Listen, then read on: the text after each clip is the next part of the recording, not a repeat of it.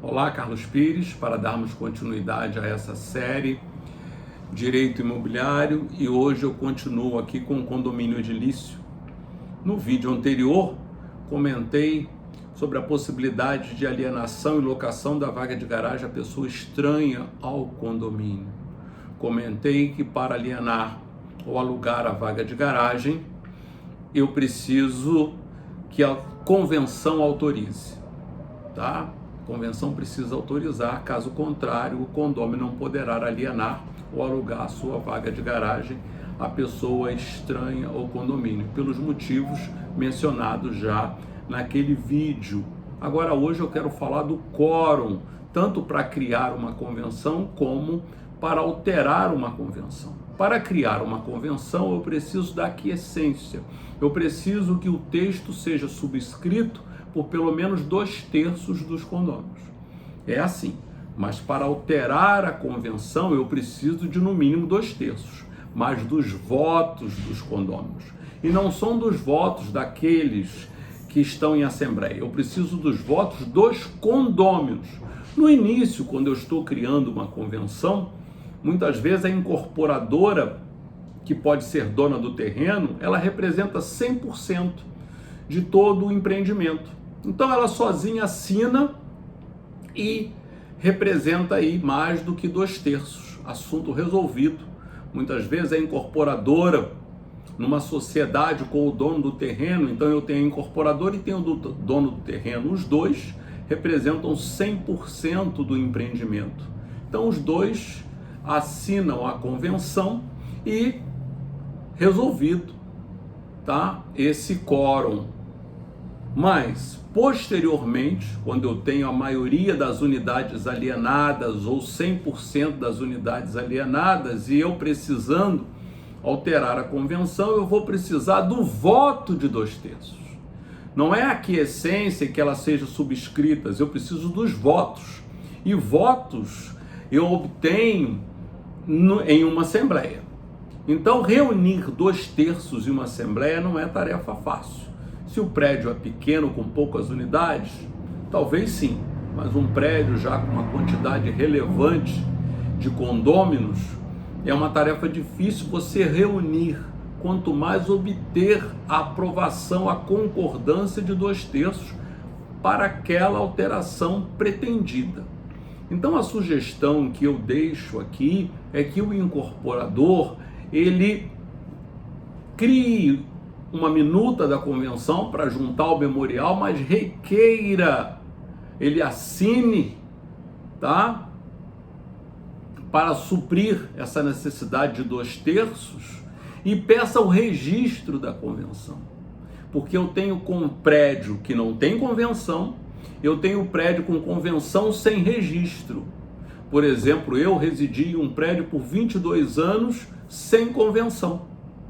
Como é que esse prédio, como era a administração desse prédio? À luz do Código Civil, da Lei 4.591 e outras legislações pertinentes à matéria. Até que chegou um condômino com vontade de ajudar e foi ao registro de imóveis e descobriu que aquele prédio, que aquele condomínio não tinha convenção. E aí ele criou um texto, nós discutimos exaustivamente esse texto, porque é importante que seja discutido exaustivamente, porque a convenção, quando criada, é para durar. Porque alterar uma convenção é tarefa árdua. E aí, essa convenção foi criada, foi assinada por 2/3 ou mais, e ela foi levada a registro e resolvido o problema. Então, a Lei 4.591, que é a lei de condomínio e de outras matérias, de outros assuntos, ela diz que você, o incorporador, precisa juntar uma minuta no memorial, a minuta da futura convenção. Eu digo mais, junte a minuta, mas requeira o registro. Já junte um texto assinado com o quórum mínimo de 2/3 e peça o registro logo, porque eu posso ter um prédio com uma convenção sem registro. Eu já vou ler o dispositivo correspondente já, tá? Então essa vai criar um condomínio, está criando um condomínio, está constituindo um condomínio, já junte uma convenção subscrita por pelo menos 2/3 dos condôminos e registre essa convenção, tá? Porque registrar posteriormente, você pode se deparar com inúmeras exigências, né? E o tempo, as coisas mudam, pode ficar mais complicado, pode ficar mais difícil esse registro. E atualmente, os bancos, por exemplo, para abrir conta, estão exigindo uma convenção registrada. Quando você vai requerer o CNPJ de um condomínio, a exigência é uma convenção registrada. Então, é importante ter uma convenção e, mais importante ainda, é ter uma convenção registrada. Então, eu vou ler os 2 dispositivos correspondentes aqui do Código Civil relativos à convenção, relativos ao quórum necessário para a constituição e para a alteração da convenção. Se não, vejamos, artigo 1333. A convenção que constitui o condomínio edilício deve ser subscrita pelos titulares de no mínimo 2/3 das frações ideais e torna-se desde logo obrigatória para os titulares de direito sobre as unidades ou para quantos sobre elas tenham posse e detenção. Tá? Então, subscrita. Parágrafo único. Para ser oponível contra terceiros, a convenção do condomínio deverá ser registrada no cartório de registro de imóveis. Então, eu posso ter uma convenção que só tem eficácia perante os condôminos e possuidores, detentores, mas não com relação a terceiros. O artigo 1331 diz assim: depende da aprovação de 2/3 dos votos, e aí eu preciso de uma assembleia, dos condôminos, a alteração da convenção, bem como a mudança da destinação do edifício ou da unidade imobiliária.